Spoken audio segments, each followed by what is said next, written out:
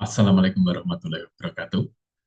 Yang terhormat Bapak Dr. R. Tambang Nahardyo, MSc, CMA, AKCA. Yang terhormat Bapak Ibu Penguji. Pada kesempatan ini saya, Heri Prastyo dari Simba 41, akan mempresentasikan penelitian saya yang berjudul Analisis Dampak Full Call Auction terhadap perubahan volume perdagangan saham Bursa Efek Indonesia, Analisis Event Study Pengambilan Keputusan Investasi. Pertama, saya akan bicara tentang latar belakang. Fungsi pasar modal dalam perekonomian itu sangat signifikan, di mana pasar modal itu sebagai sarana investasi, perusahaan, dan investor untuk saling mereka bertukar. Tentu saja mereka mempunyai kebutuhan masing-masing. Investor ingin capital gain, ingin dividen, dan sedangkan perusahaan mereka menginginkan modal untuk perkembangan usahanya. Kalau kita lihat di layar, kita bisa melihat pertumbuhan investor itu didominasi oleh investor lokal, di mana lebih dari 95% investor di pasar modal kita adalah investor lokal. Artinya adalah peluang bagi BI untuk mengembangkan pasarnya ke internasional, investor asing. Tentu saja pentingnya investor asing itu masuk, itu harus disikapi BI dengan banyak hal. Pertama ada transparansi, kedua harus stabil. Juni 2024 diberlakukan peraturan baru, di mana di situ adalah mengenai penempatan percepatan efek bersifat khusus pada papan pemantauan dengan tujuan yang pertama, memperbaiki proses pembentukan harga saham sehingga menjadi lebih optimal. Kedua, mengurangi volatilitas, meningkatkan efisiensi dan transparansi. Yang ketiga, perlindungan investor. Selanjutnya, yang keempat, menciptakan perdagangan yang tertib, adil, dan efisien. Selanjutnya kita sebut saja ini sebagai full call auction. Kita bisa lihat di grafik di mana dalam 1 tahun terakhir sebelum dan setelah full call auction itu diberlakukan, kita bisa melihat perbedaannya di mana pada panah biru kita bisa melihat 1 tahun sebelum full call auction diberlakukan dan di panah merah adalah 1 tahun ketika diberlakukan.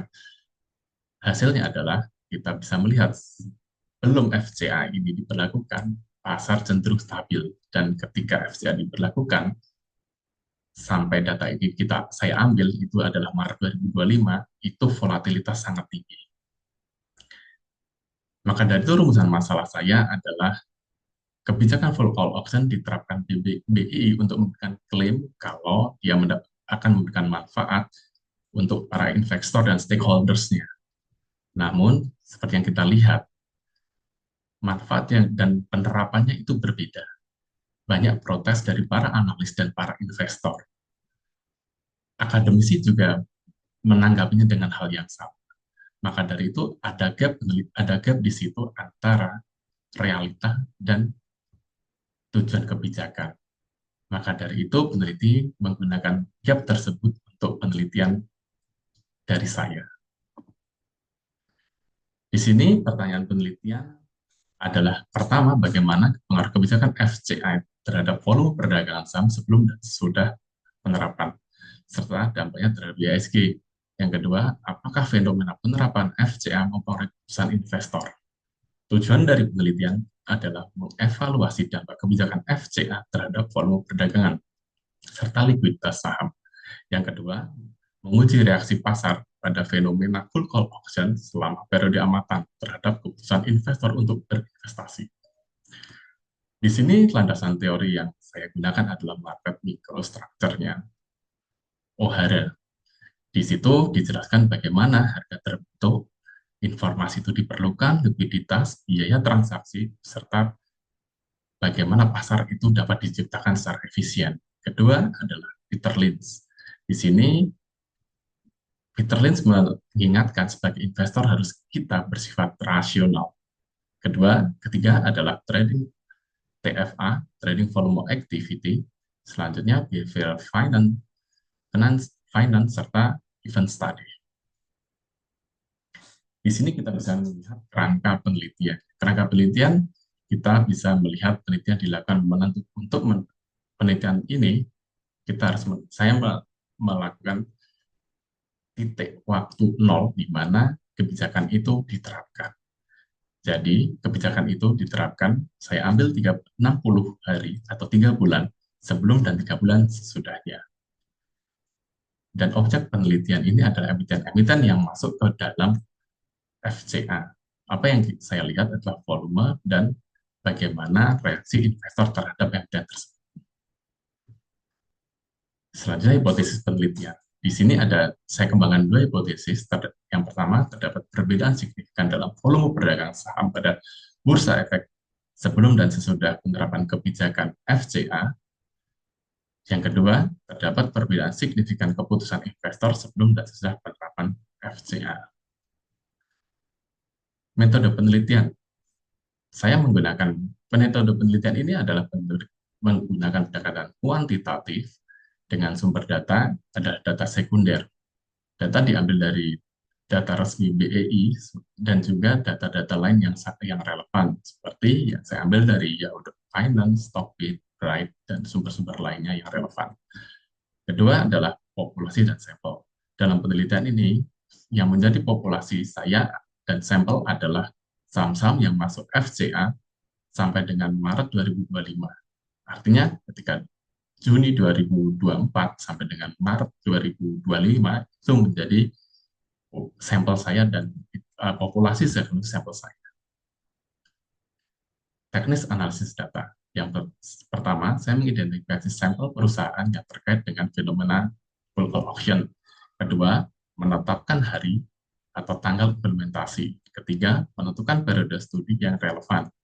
Keempat, menganalisis aktivitas volume perdagangan untuk setiap perusahaan dalam satu satuan periode yang ditentukan. Ketiga, selanjutnya melakukan perhitungan TFA masing-masing perusahaan dan uji statistik. Untuk pengajuan hipotesis, yang pertama menggunakan t-test, yang kedua itu menggunakan Wilcoxon, yang ketiga uji chi-square dan robustness check sebagai penguat hasil.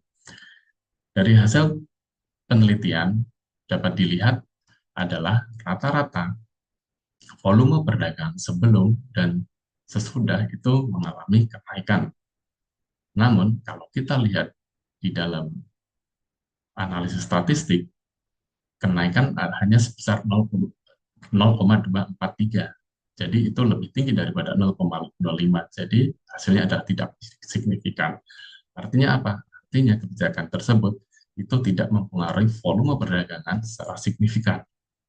Namun, ketika kita gunakan robustness check, di mana kita pilih ini adalah perusahaan yang aktif saja, dan kita bagi per kegiatan usahanya, kita bisa lihat, jika perusahaan non-manufaktur dan non-bank itu mempunyai hasil yang signifikan ketika kita uji, di mana hasilnya adalah 0,043.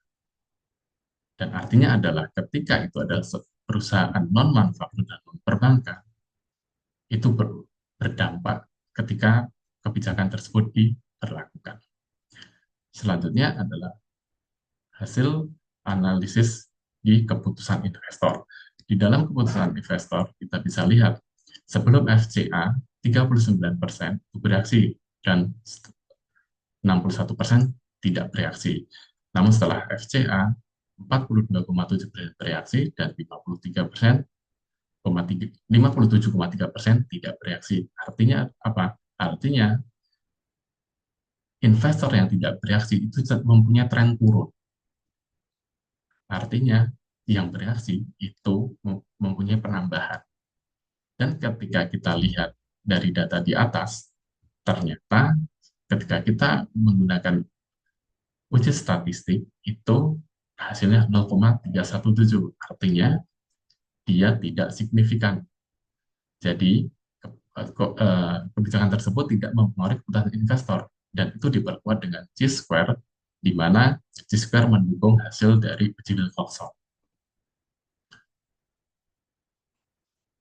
Dalam pembahasan kali ini saya akan mencoba untuk melakukan 4 hal, yang membahas tentang 4 hal yang berhubungan dengan hasil penelitian. Yang pertama adalah strategi komunikasi kebijakan FCA itu belum optimal. Artinya apa? Artinya tren itu memang sangat bagus, di mana keputusan investor untuk yang sebelumnya tidak berani dan bereaksi itu cenderung naik. Namun ini berjalan tidak signifikan, artinya ada hal yang perlu diperbaiki, yaitu komunikasi kebijakan FCA. Kedua, investor belum melihat nilai strategis kebijakan ini. Artinya apa?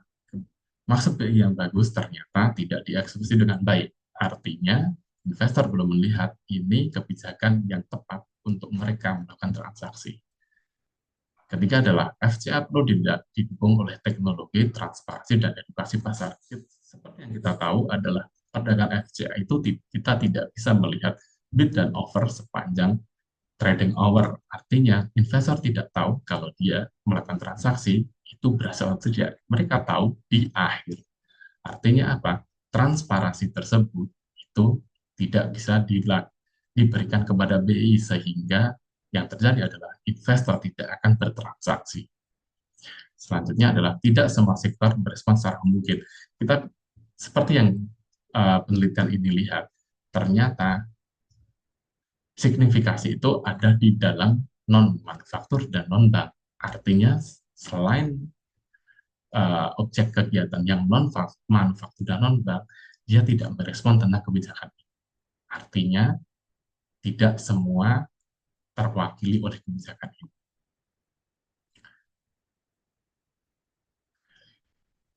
Selanjutnya adalah implementasi strategis BEI, emiten maupun investor. Di sini ada 2 poin untuk BEI. Yang pertama, evaluasi ulang implementasi penuh jam perdagangan. Artinya apa? Di sini FCA ini yang biasa digunakan oleh negara lain itu hanya di awal sampai dan akhir saja, di Indonesia ini diberlakukan penuh. Maka dari itu perlu dilakukan evaluasi apa ini adalah kebijakan yang tepat atau perlu dimodifikasi. Yang kedua, fokus pada komunikasi strategi dan perlindungan investor. Di sini kita lihat ketika investor ini enggan untuk melakukan transaksi, berarti ada hal-hal yang membuat investor itu tidak percaya. Dan tentu saja itu perlu diperbaiki oleh BI.